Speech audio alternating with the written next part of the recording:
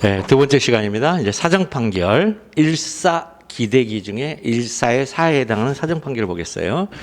이 사정 판결의 논점은 딴 게 아니에요. 법원이 공공복리를 고려하여 행하는 판결이에요. 사정 판결이. 법원이 공공복리를 고려하여 행하는 판결이에요.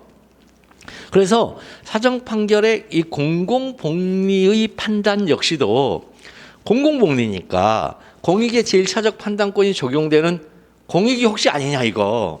그렇다면 처분청이 먼저 공익을 판단해서 사정 판결을 해달라고 하는 신청이 있어야 사정 판결이 가능한 거 아니냐라는 의문점이 드는 거예요. 첫 번째가.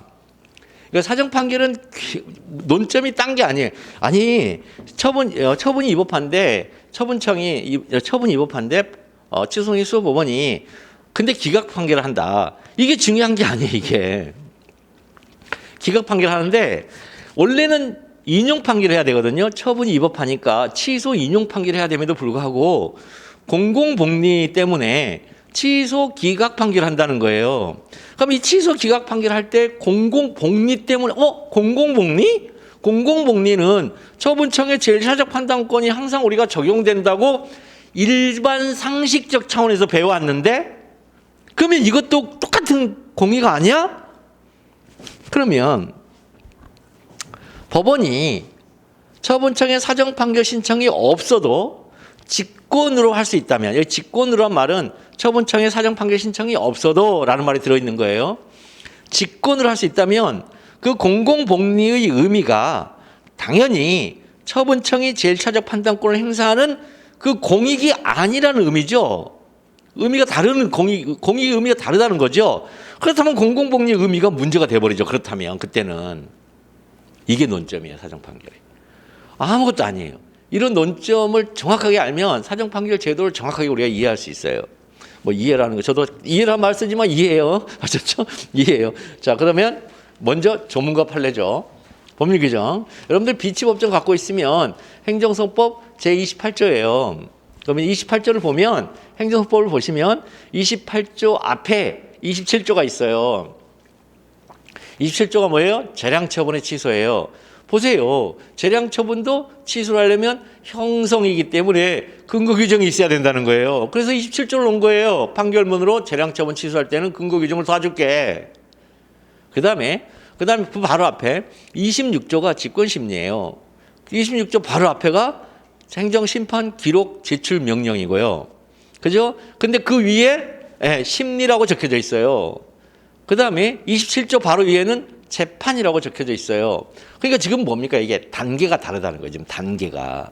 심리 단계에서는 25조, 26조로 법원화 25조, 26조로 진행을 하고 재판 단계에서는 27조, 28조, 29조, 30조, 31조, 32조, 33조, 34조에 따라서 진행을 해라 라고 되어져 있는 거예요. 거기에. 아셨죠 지금? 자, 그래서 한번 28조를 읽어볼게요. 지금 재판 단계에서 한다는 걸 기억을 하세요. 심리 단계가 아니에요. 심리가 끝난 다음에 이후의 일이에요. 지금. 행정법 제28조 제1항 자 전단이라 하죠. 전단에 의하면 자 여기는 다만이 없어요. 그죠? 다만이란 접소가 없죠. 자, 다만이란 접소가 없으면 문장이 두 개로 이루어졌다는 뜻이에요. 만약에 다만이란 접소가 있으면 법문과 단서, 원칙과 예외 이렇게 얘기한다는 거예요. 원칙 규정에 의하면, 예외 규정에 의하면, 혹은 법문에 의하면, 단서에 의하면. 그런데 이 다만이라는 접소가 없으면은 문장 두 개이기 때문에 전단, 후단, 전문, 후문, 제1문, 제2문 이렇게 셋 중에 하나를 쓰시면 돼요. 자, 전단에 의하면 원고의 청구가 이유 있다고 인정하는 경우에도 처분 등을 취소하는 것이 현재의 공공복리에 적합하지 아니하다고 인정하는 때에는 법원은 원고의 청구를 기각할 수 있다 이랬어요. 그럼 여기로부터 나오는 문제되는 문구가 딱 세 문구예요. 원고의 청구가 이유 있다고 인정하는 경우, 그 다음에 처분 등을 취소하는 것이 현재의 공공복리에 적합하지 아니하다고 인정하는 때, 이 세 개가 문제가 되는 거예요. 이 세 개를 우리 일상 언어적 의미로 이해하면 안 된다고 그랬잖아요, 제가. 이것도 다 그 내부적으로 지시하는 지시적인 의미들이 있을 것이다. 법학적인. 그걸 우리가 찾아내는 것이 중요하죠. 그 다음 한번 볼게요. 그래서 원고의 청구가 이유 있다고 인정하는 경우 이게 뭐냐? 처분이 위법하다고 확인된 경우 이런 뜻이에요. 어디서? 심리에서. 앞 단계인 심리에서.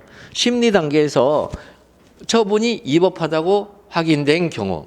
그 다음에 처분 등을 취소하는 것이 무슨 뜻일까? 처분 등을 취소하는 것은 적법 상태 회복이에요. 처분을 취소하면 적법 상태. 왜? 처분이 위법했으니까, 처분이 위법하다고 확인이 됐으니까 위법하다고 확인된 처분을 취소하면 어디로 간다는 거예요? 적법으로 돌아간다는 거예요. 적법 상태 회복이에요. 절대로 원고에 침해된 사익 회복이라고 하시면 안 돼요. 만약에 원고에 침해된 사익 회복이라고 봐버리면 여러분들은 어디로 간다? 공사익 비교역량으로 가버려요. 이거 공사익 비교역량은 누구만 해요? 처분청만 해요.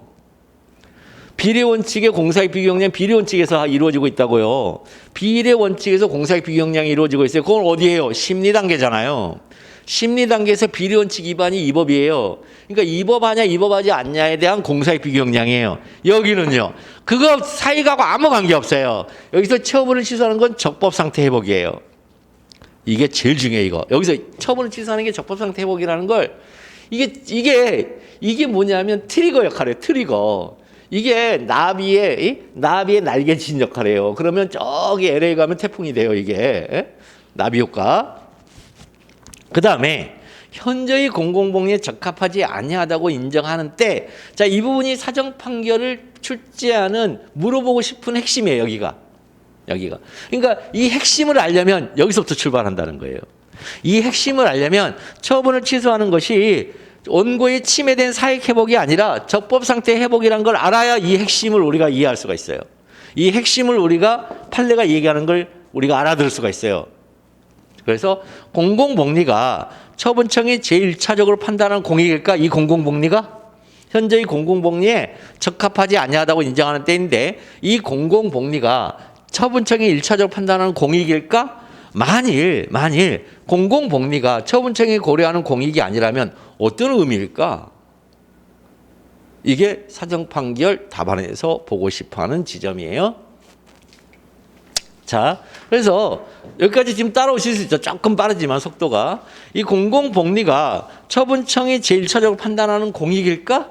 그러면 을이라고 치고 처분청의 사정판결을 구하는 신청이 없어도 법원이 직권으로 사정판결을 할 수 있는가? 만약에 처분청이 제1차적으로 판단하는 공익이라면 직권으로 사정판결을 할 수 없어요. 아시겠죠? 그런데 만약에 이 공익이 다르다면 직권으로 판단할 수 있어요. 근데 이 파트를 이렇게 가르쳐주는 사람이 아무도 없다니까요. 신림동에. 맨 이상한 이 학설과 판례 이것만 얘기해. 알지도 모르면서. 자, 그래서 학설 중에 보면은 행정소송법 제26조를 적용하여 직권으로 사정 판결을 할 수 있다는 긍정설. 자, 26조가 뭐예요?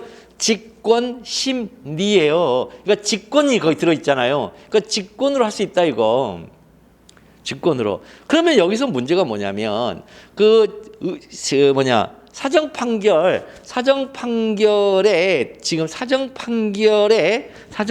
판단으로서의 공공복리 있죠. 이 공공복리를 수집해야 되잖아요. 어디선가. 공공복리를 어디선가 수집을 해야 판단이 가능할 거 아니에요. 그걸 수집을 뭘로 한다? 26조로 수집을 하기 때문에 직권으로 사정 판결할 수 있어 라는 긍정설. 그랬더니 행정법 26조를 적용하지 못해. 왜? 지금 28조는 26조 한참 뒤에 있잖아. 28조를 할 때 왜 26조를 거기다 적용하니? 26조가 끝난 다음에 지금 28조를 하려고 하는데, 그러니 거기서는 적용을 못하지. 여러분들 기억을 하세요. 이론으로 싸우는 게 아니에요. 위치 가지고 싸워요. 조문의 위치 가지고 싸우고, 그 다음에 조문 안에 들어있는 문구 가지고 싸워요. 학설의 대립이. 지금 이게 이치 가지고 싸우고 있다고요, 지금. 이치 가지고 지금 싸우고 있어요. 그랬더니 긍정설은 26조를 적용해서 왜? 공공복리에 관한 각종의 자료들은 어쨌든 심리 단계에서 수집할 수밖에 없으니까 26조 적용해서 직권을 할 수 있지. 그랬더니 아니 무슨 소리야. 그건 그거고 26조 적용 못하지. 28조인데 지금 26조 지나서 지금 왔는데. 그래서 행정법 8조 2항이 이때가 튀어나온다는 거예요. 행정법 8조 2항 한번 봐보세요. 범법에 규정이 없는 경우 이렇게 나가요. 여기 범법에 규정이 없다는 얘기는 두 개예요. 진짜 규정이 없는 경우와 규정이 있더라도 적용할 게 없는 경우와. 지금 적용을 못 한다잖아. 26조를. 26조를 적용할 수가 없으니까 이제 적용 규정이 없어요. 그러니까 어떻게 돼요? 민사소송법에 변론주의를 끌고 와야죠. 준용되는. 민사소송법상의 변론주의가 적용되므로 직권으로 할 수 없다는 부정설. 변론주의 뭐예요? 주장해야 판단하죠. 그래서 사정판결을 구하는 신청이 있어야 된다는 거죠. 이건. 변론주의는 사정판결 구하는 신청이 있어야 사정판결을 할 수 있다는 거예요. 구하는 신청 없으면 법원 스스로 할 수 없다. 그리고 기록에 나타난 여러 사정을 기초로 직권으로 사정 판결을 할 수 있다는 제한적 긍정설이 있다. 기록에 나타난 여러 사정. 기록에 나타난 여러 사정은 이것도요 26조 적용설이죠. 사실은. 우리가 직권심리에서 일건 기록상 현출된 사항이라고 해서 직권심리 배웠는데 그게 아니고 여기는 기록에 나타난 여러 사정. 일건 기록 아니에요. 이건요. 그냥 기록에 나타난 여러 사정이에요. 기록에 나타난 여러 사정을 기초로 직권으로 사정 판결할 수 있다는 제한적 긍정설. 그 다음에 자, 그래서 판례. 공공복리가 처분청이 절차적 판단은 공익인가? 그랬을 때 판례는 뭐다? 행정법 제26조. 자, 여기서 키워드가 판례는 근거. 적용하는 게 아니고 근거. 적용이라고 학설은 얘기하고 있는데 여기서는 근거로. 26조를 근거로 당사자의 명백한 주장이 없는 경우에도 여기서 당사자의 자, 사정 판결을 해달라는 원고는 또라이죠. 판사님, 제가 이겨서는 나라가 곤란할 것 같아요. 그러니 사정 판결해 주세요라고 원고가 신청을 했어. 그건 또라이죠. 나라가 망하든 알게 뭐야. 나만 잘 살면 되지. 그래서 근데 판사님, 이건 사정 판결을 해 주셔야 됩니다. 안 그러면 나라가 이상해집니다. 처분청이 하죠. 이 처분청. 그러니까 여기서 말은 당사자라고 하지만 사실은 처분청 피고죠. 당사자의 명백한 주장이 없는 경우에도 기록에 나타난 여러 사정을 기초로 직권으로 사정 판결할 수 있다. 이제 제한적 긍정설을 취하고 있죠. 기록에 나타난 여러 사정을 기초로. 자, 그래서 왜 26조를 근거로 하느냐? 자, 이제 검토에 나와요. 검토에. 자, 검토. 행정법 28조 제1항의 법문은. 자, 28조에 뭐라고 하냐면 2항의 법문은 28조 1항이 아니고 2항이 뭐라고 나와 있어요? 미리 사정을 조사해야 된다. 1항이 아니고 2항. 여기 2항. 28조 제2항의 법문원에 미리란 말이 나오죠. 미리. 사정 판결을 하려면 미리 사정 판결을 위한 각종 조사를 해야 된대요. 그러면 사정 판결에서 미리가 뭘 가리켜요? 바로 앞 단계인 심리 단계를 가리키죠. 그럼 심리 단계에서 미리 사정에 관한 각종 조사를 해야 돼. 그 각종 조사할 때 몇 조로 예산한다고요? 26조를 근거로 하죠. 그래서 2항의 법문원과 그 다음에 2항의 법문원이 미리죠. 미리가 뭘 말한다? 본안에 관한 적용법조인 같은 법 26조를 가리킨다 그게. 따라서 26조에 하여 긍정설과 판례가 타당하다. 이렇게 쓰면은 점수가 폭등에 폭등. 점수는 절대로 생각대로 쓰는 게 아니에요. 검토를 쓸 때 절대 교수님 생각을 쓰는 게 아니에요. 교수님 교과서에 있는 쓰는 거 아니에요. 무조건 조문 아니면은 조문, 법률상 근거, 조문이 최고. 그 다음에 어쩔 수 없이 이론. 조문이 최고. 어쩔 수 없이 이론상 근거. 자, 그래서 조문이 나왔잖아요, 지금. 행정법 28조 2항의 법문은 본안에 관한 적용법조인 같은 법 26조. 나와버렸잖아요. 게임 끝. 이러면은 제한적 긍정설. 제한적 긍정설과 판례가 타당해. 제한적이란 말을 써야 돼. 제한적 긍정설과 판례가 타당해요. 그러면 이제 결론이 그거죠. 처분청의 사정 판결을 구하는 신청이 없어도 법원은 어떻게 할 수 있다? 사정 판결을 직권으로 할 수 있다. 이 말은 무슨 얘기예요? 공익의 의미가 다르다잖아요, 지금 이거. 공익의 의미가 다르다는 결론이 내려지는 거잖아요, 이거. 이건 쓰면 안 돼요. 이거 색깔을 달리한 건 이건 답안에 쓰는 건 아니고. 이제, 법원이 직권으로 사정 판결을 할 수 있대요. 그럼 법원이 직권으로 사정 판결할 수 있다는 건 이제 두 개를 자기가 알아서 이제 검토할 수 있다는 거죠. 비교할 수 있다는 거죠. 처분을 취소하는 것과 공공목리에 적합하지 아니하다고 인정하는 때를 비교해서 이게 더 현저하네. 현저라는 거 현저히가 뭐예요? 이쪽이 더 크네. 이런 뜻이죠. 이게 현저히. 지금 비교를 두 개를 하는 거잖아요. 지금. 그죠? 지금 비교 두 개 하는 거죠. 지금 비교하는 게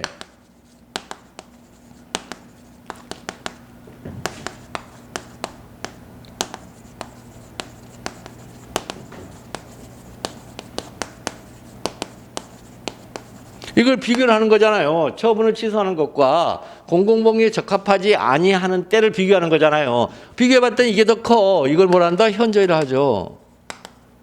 이걸 현저히를 하죠. 이거를. 자, 근데 여기다 때라고 이러니까 이게 이제 또 미치겠는 거야. 때. 맨날 여러분들은 때를 뭐로 이해해요? 이제는 지금 진짜 우리 사회가 얼마나 있잖아요. 제가 누누이 말씀드리지만.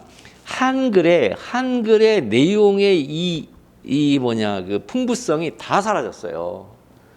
이게 한글 전용 세대 때문에 이래요. 한글 전용은 폐기해야 돼요. 저는 진짜 단 한 번도 한글 전용처럼 이것처럼 있잖아요. 한글의 풍부한 사상적 체계를 무너뜨리는 이 학습법이 없어요.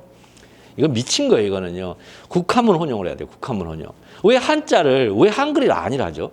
왜 한국어가 아니라죠? 한자도 한국어예요. 한국어는 한자와 한글이란 두 기호로 이루어져 있단 말이에요. 순수한 우리말도 있지만 한글과 한자로 이루어진 두 기호로 이루어진. 근데 거기서 한자를 빼버리니까 심심한 사의를 표합니다. 이러니까 댓글에다가 MZ세대가 야 사의를 하는데 왜 심심해서 하냐? 이런 이상한 개소리가 나오는 거예요. 심심이 뭐예요? 깊을 심자예요. 깊고도 깊은 감사의 마음을 전합니다. 이런 뜻인데 심심하다고. 진짜 내가 그거 듣고 기절한 줄 알았어요. 그거 보고. 물론 농담 삼아 했을 수도 있어요. 그런데 진짜 기절한 줄 알았어요. 이 한자를 안 배우기 때문에 한자의 이 풍부성을 다 놓치는 거예요. 한글 전용으로. 지금 여기도 마찬가지예요. 이 때라는 건 두 개를 가리켜요. 우리말에서는. 영어로 하면 타임이기도 하고 이벤트이기도 해요. 때가 타임이기도 하고 이벤트이기도 해요. 아시겠죠?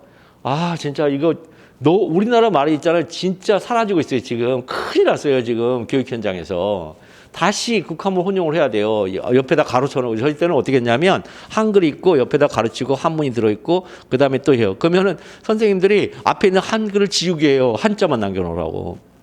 그렇게 한자가 이제 들어오니까. 자, 이거. 근데 이제 우리 판례가 뭘 얘기한다? 요거를 얘기하고 있죠. 경우라고 보죠. 경우라고 보죠.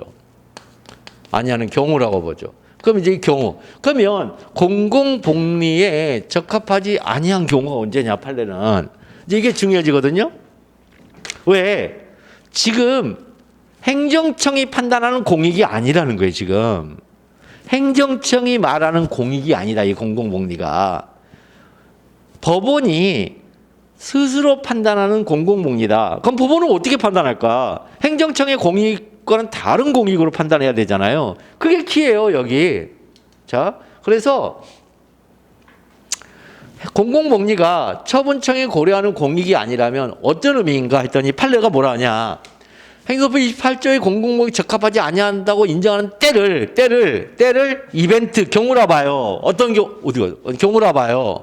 자, 처분의 취소로 인하여 처분이 관계된 재정 운용상의 악화가 되는 경우, 악화의 경우, 또 처분이 관계된 제도 운영상의 지장이 발생하는 경우예요. 지장이.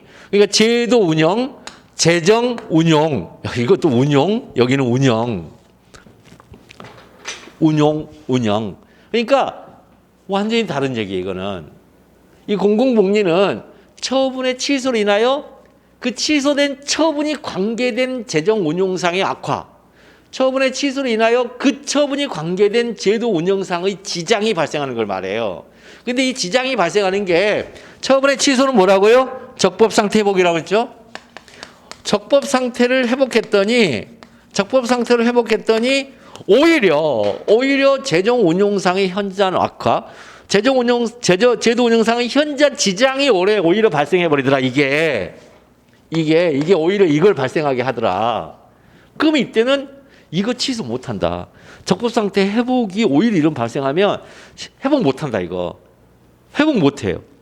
근데 처분에 위법한 처분에 인하여 당하는 그 상대방은 어떻게 하냔 말이에요. 국가배상 청구로 가라. 국가배상 청구로 가라. 이렇게 되는 거예요. 이거. 자, 이거 꼭 기억해야 돼요. 이거는 뭐예요? 처분청이 판단하는 공익이 아니에요. 이거는 처분청이 판단하는 공익이 아니에요. 왜? 취소 판결로 적법 상태가 회복된 이후에 예상되는 사태예요. 지금 이거. 처분하고 관계없어요. 처분하고 관계없어요. 공사의 비교 역량에서의 공익은 처분이 달성하고자 하는 목표예요. 목적이에요. 처분이 달성하고자 하는 목적을 공익이라고 그래요. 그런데 여기서 공공복리는 처분이 달성하고자 하는 목적이 아니고 처분을 판결로 취소했더니 그 이후에 예상되는 사태란 말이에요. 그 예상되는 사태가 재정 운영상의 악화, 제도 운영상의 지장인데 그게 적법 상태 회복보다 훨씬 커버리더라. 그 상황이에요. 그 상황. 사정 판결 제가 맨날 얘기해요. 사정 판결 씨 나오기만 해봐라. 씨. 저한테 들은 사람들은 완전히 다르죠. 점수대가 이거 이렇게 안 가르치니까. 여러분 어디서 이런 얘기 못 들어봐요. 진짜로. 몰라서 못 가르치는 거 이건. 이게 왜 이런 말이 왜 나올까? 제발 이 문제 좀 제발 나와라. 제가 아주 그냥 기도를 하고 있어요. 기도를. 일부 취소하고 사정 판결 제발 나와라. 제가 조금 다른 사람들하고 그나마 차별화가 되는 게 원고적격 파트하고 협의소익 파트하고 되게 많아요. 처음사의 추가 변경 파트하고 첩법 평구착 여기 제가 그 첩법 평구착 거기 가르쳐 드렸잖아요. 그 다음에 그 기사기동 그거 그 다음에 여기 일사기대기 직권심리 요 파트 제발 내주라. 제발 내주라. 저한테 배운 사람들은 칼같이 심플하게 쓸 거니까 주저리 많은 내용을 쓰는 게 아니에요. 심플하게 아까 얘기한 것처럼 목차가 딱 나오고 거기에 탕탕탕 들어가면 저도 채점 진짜 많이 해봤지만 채점할 때 있잖아요. 등원에 있잖아요. 이 서서함을 느끼는 답안이 있다니까요. 우와 이게 왜 이렇게 잘 썼지? 이런 답안이 막 서늘할 정도가 있어요. 그게 다 뭐예요? 판례에서 하는 경우에 그게 조문 판례에서 하는 경우, 조문 판례에서 하는 경우. 군더더기가 없어. 군더더기가. 그렇게 쓰는 거예요. 조문 판례에서. 근데 이제 수험생 입장에서는 뭐든지 불안하니까 아씨 이것만 써도 내가 되나? 선생님 10장 채워야 되는 거 아니에요? 뭐 이러면서 그럴 필요 없어. 8장 이상만 쓰면 돼. 8장 이하로 들어오면 그 쓰는 양이 절대량이 있어서 반드시 80%는 넘어가는데 절대량이 있어서 우리 16페이지인가 쓰잖아요. 그러면 절대량이 있어서 14줄은 14장은 넘어가게 돼 있어요. 원래. 그런데 이게 절대량이 있어서 그 정도만 넘어가면 된다는 거예요. 80%만 넘어가면 돼요. 100% 다 채울 필요가 없어요. 심플해요. 그러면 진짜 심플하게 판례 사는 거, 판례 사는 거, 판례 사는 거 이런 식으로. 그러니까 마지막 설문 해결, 판례 사는 거, 판례 설문 해결 이런 식으로. 자, 그러면 그럼 판례 이제 볼게요. 이제 볼게요. 요거 외우셔야 돼. 외우셔야 되는데 현저히 공공복리에 적합하지 아니한가의 여부를 판단함에 있어서는 현저히 공공복리에 적합하지 아니한가의 여부를 판단함에 있어서 판례예요. 이 법 부당한 행정처분을 취소 변경할 필요. 취소 변경이 뭐예요? 취소 일부 취소죠. 그 다음에 이 법 부당이 들어가 있죠. 부당이 왜 들어가 있어요? 부당은 사정 재결할 때는 이렇게 해라. 사정 재결 파트에서는 이 법 부당도 들어가죠. 사정 재결은 부당한 처분도 재결해서는 취소해 줄 수 있죠. 그 얘기예요. 부당한. 그러니까 여기는 앞에 이거 판례가 사정 재결과 사정 판결 다를 얘기해 주고 있어요, 지금. 그래서 이 법 부당한 행정 처분을 취소 변경할 필요. 자, 저게 뭐라고요? 적법 상태 회복. 적법 상태 회복 이거 침해된 사익 회복 아니에요, 절대. 적법 상태 회복. 적법 상태 회복. 위법한 처분으로 인하여 야기되어져 있는 위법 상태를 쫙 청소하듯이 싹 쓸어주겠다는 거예요. 그랬더니 그 취소 변경으로 인하여 발생할 수 있는 공공복리자 반하는 경우를 때로 있잖아요. 때로 바꿔주잖아요. 지금 사태로. 타임이 아니고 이벤트로 바꿔주고 있잖아요. 지금.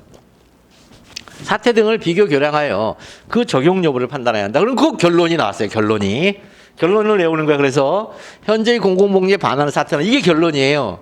처분의 취소로 인하여 처분이 관계된 재정 운용상의 현저한 악화. 그 다음에 처분이 관계된 제도 운영상의 현저한 지장이 발생하는 것을 말한다. 자, 이거 암기하셔야 됩니다. 이거. 그냥 이거 암기하시면 돼, 이 판례. 그러면 그다음에 이제 조금 더 이제 우리가 이제 고민 한번 해보자면, 처분이 관계된 재정 운용상의 현저한 악화는 어떻게 시험 문제 나올 것이냐. 그다음에 처분이 관계된 제도 운영상 현저한 지장은 어떻게 시험 문제 나올 거냐가 문제가 돼요. 사정 판결은 일반적인 판결이 아니에요. 약 한 10,000개 정도의 사건이 나오면 한 사건 나올까 말까예요. 사정 판결은 한 사건 나올까 말까요, 언제나 그래요. 그러면 재정 운용상의 현저한 악화는요, 한 경우에만 인정해줘요. 우리 수험적인 시각에서 SOC. SOC 시설 관련 취소일 때 일어나요. 예컨대 조선소 건설, 그다음에 제주 강정마을 해군기지 건설 이런 거, 혹은 고속도로 건설, 댐 건설, 다 SOC죠. SOC를 우리가 6글자로 뭐라 그래요? 사회 간접 자본이라 그러죠.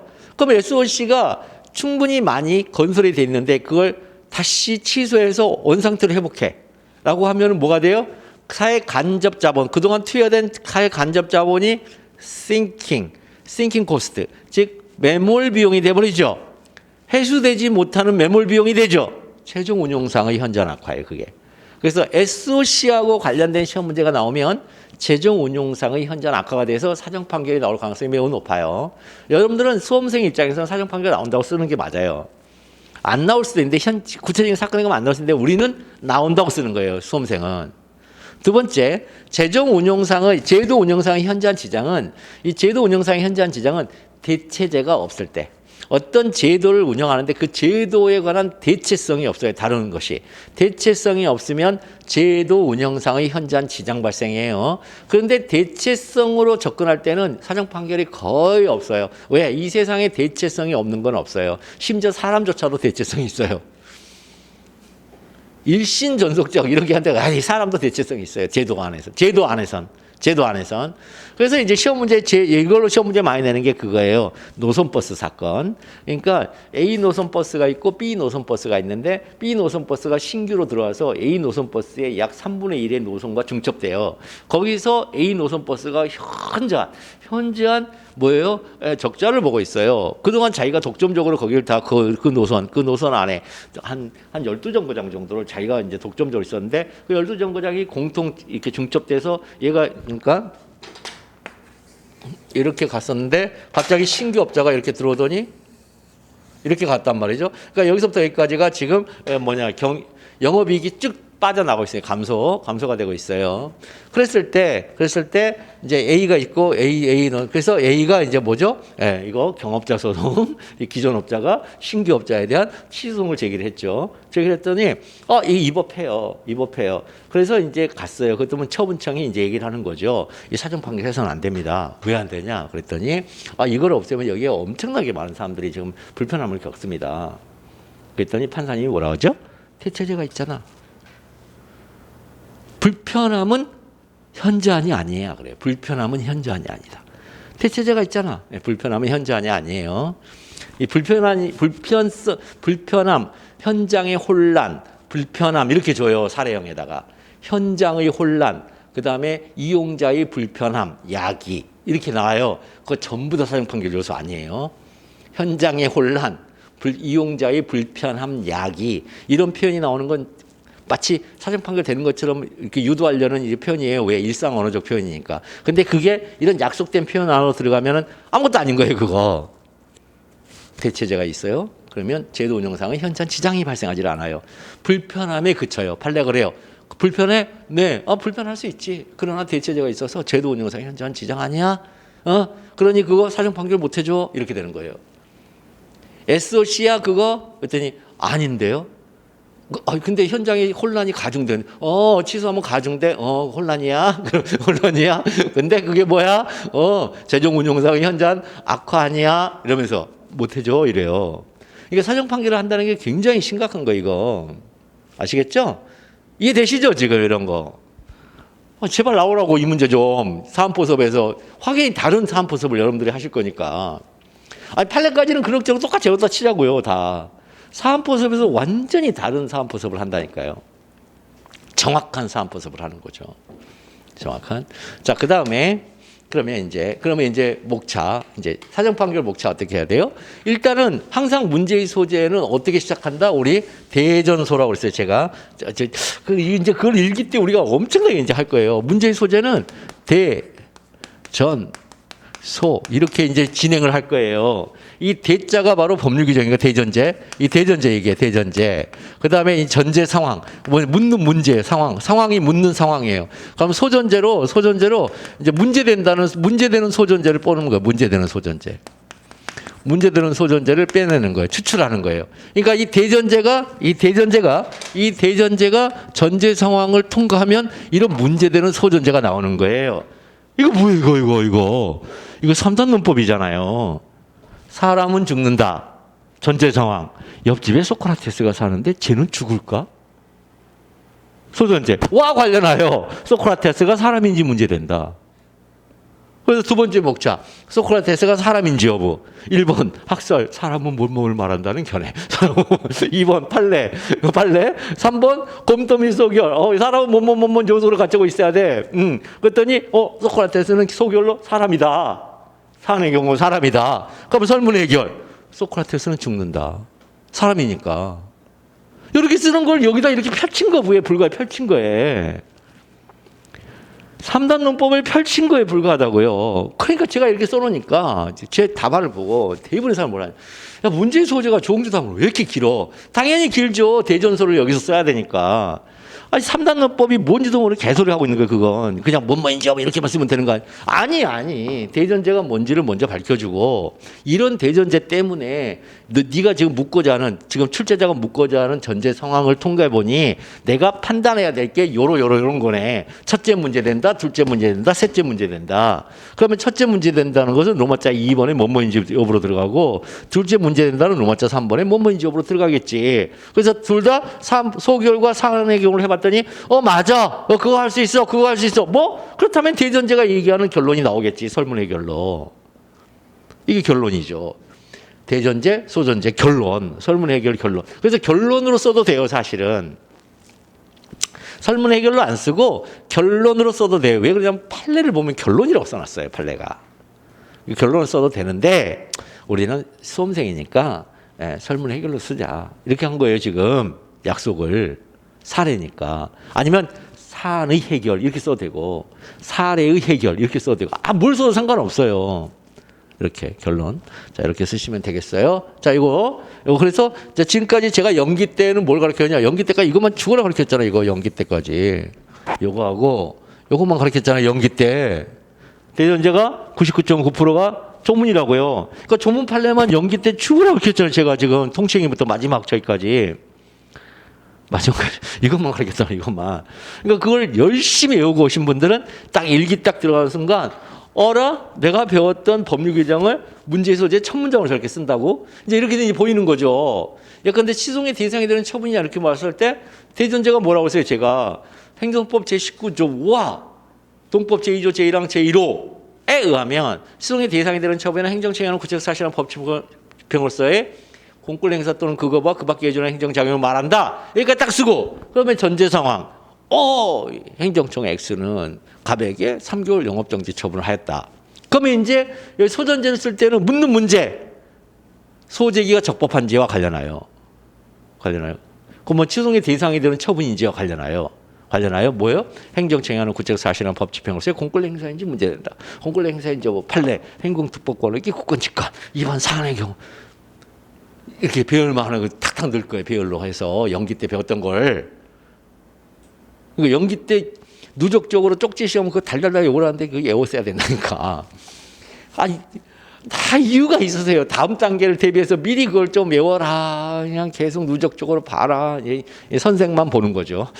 자기가 이제 수업을 해야 되니까. 선생만 보는 거야. 선생이 있잖아요. 한 4년 강의하면 진짜 바닥에 있는 선생도 있잖아요. 거의 1탄 수준으로 올라가요. 왜냐하면 연간 한 4번을 돌리니까 4바퀴를 돌리니까 똑같은 걸 4바퀴를 돌리니까 그래도 안 올라가는 사람이 있긴 한데 어쨌든 자 이렇게 사정 판결은 이렇게 접근하는 거예요. 이렇게 그러니까 이렇게 쓰면 이렇게 나오면 돼요. 사례 목차가 딱 시험장 가서 이 사례 목차 밖으로 안 벗어나요. 자, 그래서 첫 번째 문제의 소재, 두 번째 처분청에 사정 판결을 구하는 신청이 없어도 법원이 직권으로 사정 판결을 할 수 있는지 여부. 학설. 26조로 적용해서 가능하다. 아니야, 26조 적용 불가능하니까 8조 2항으로 가서 변론지에서 처분청에 신청이 있어야 돼. 아니 무슨 소리야? 사건 기록에 나타난 여러 사정을 기초로 할 수 있지. 판례 기록에 나타난 여러 사정을 기초로 하는데 그때 근거로 해서 한다. 그래? 그럼 검토해서 28조 제2항의 법문원, 2항의 법문원에 미리라는 게 나왔는데 그 미리가 뭘 말한다? 바로 앞조문인 26조를 가리키고 있으므로 판례가 타당하다. 그렇다면 판례가 타당해놓고 소결할 때는 항상 마지막 문장 목차를 쓰는 목차. 소결의 마지막 문장 항상 목차예요. 그래서 처분청에 사정 판결 관련 신청이 없어 법원 직권으로 사정 판결을 할 수 있다. 아니 판례가 타당하다 이렇게만 쓴 사람이 있어요. 그리고 딱 안 써버려 뒤를. 그건 뭐예요? 답을 안 쓴 거예요. 수학 문제 끼껏 풀어놓고 마지막에다 12 이거 안 써가지고 빵점이에요. 그거 똑같아요. 항상 마지막 문장. 목차의 마지막 목차.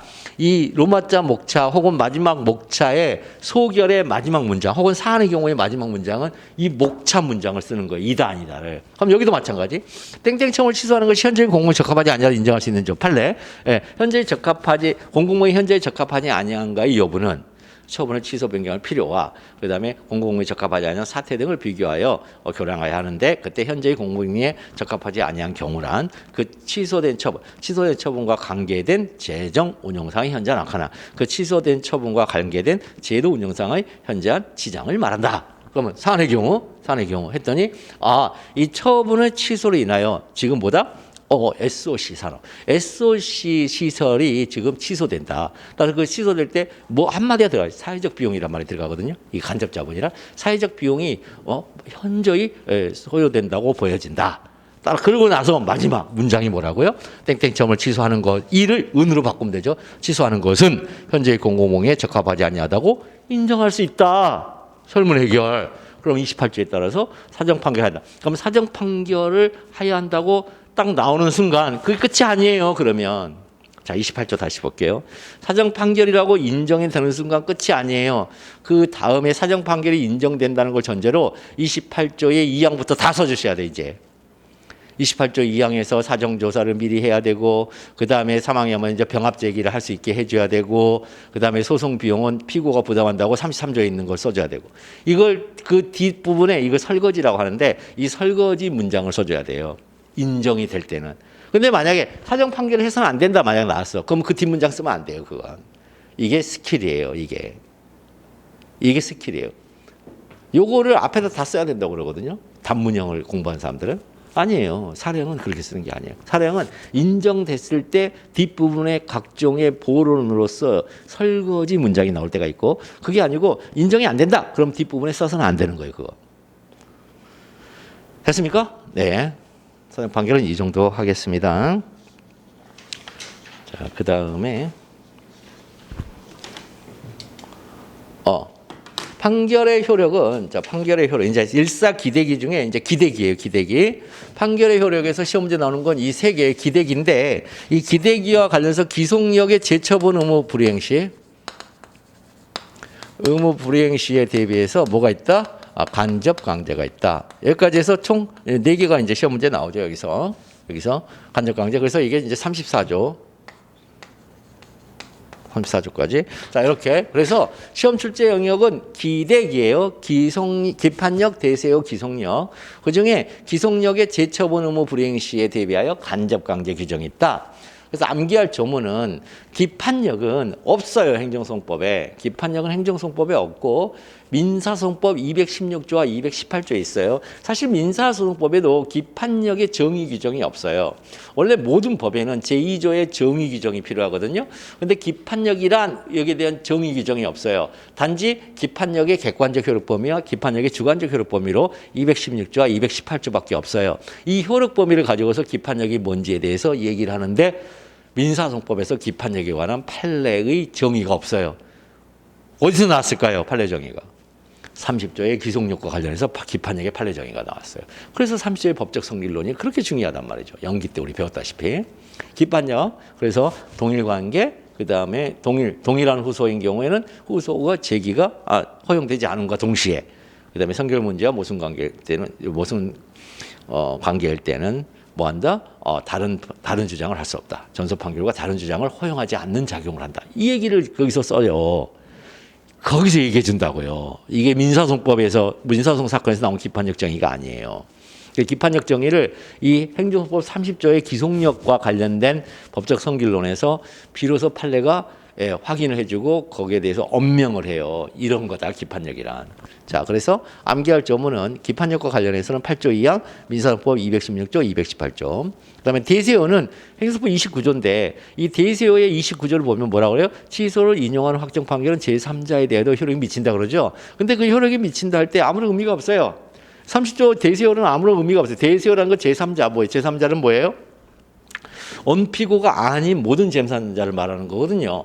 그러니까 이 소송 밖에 있는 제3자니까 대세어, 세상을 향한 효력이란 말이에요, 이게. 그죠? 대세어예요. 근데 대세어로는 절대 시험 문제 못 물어봐요. 대세어 때문에 발생하는 제도가 있어요. 16조의 소송 참가제도, 31조의 재심 청구제도. 대세어 때문에 발생한 제도예요. 그래서 여러분들한테 소송 참가와 재심 청구로 시험 문제를 물어봐요. 소송참과 재심 청구로 시험 문제를 물어봐요. 그다음에 행정소법 3조의 기속력인데 이 기속력에는 30조가 1항, 2항, 3항이 있어요. 1항에서는 그 사건에 관하여 처분청과 관계행정청을 기속한다 그래요. 그다음에 2항에서는 판결의 취지에 따라 다시 이전의 신청에 대한 처분을 하여야 한다는데 거기는 처분청과 관계행정청이 아니에요. 거부 처분을 한 그 행정청이에요. 달라요. 효력 범위가 달라요. 효력 범위가 1항과 2항이 효력 범위가 달라요. 그래서 1항은 뭐라 그러냐? 반복 금지어라 그래요. 그 기속한다의 의미를. 2항은 재처분 의무라 그래요. 3항도 재처분 의무예요. 그러면 뭐가 없어요? 우리는 맨날 기속력에 여러분들 저한테 말고 다른 분한테 만약에 강의를 들었다면 기속력은 효력이 3개예요라고 배웠을 거예요. 반복 금지어, 재처분 의무, 결과 제거 의무. 근데 이 결과 제거 의무가 30조에 없어요. 그러면 기속한다의 결과 제거 의무가 들어있을까? 아니요. 아니요. 결과 제거 의무는 뭐냐? 있긴 하는데 30조로 이 결과 제거 의무가 적극적이고 능동적 의무가 아니에요. 수동적이고 피동적인 거예요. 결과 제거 의무가.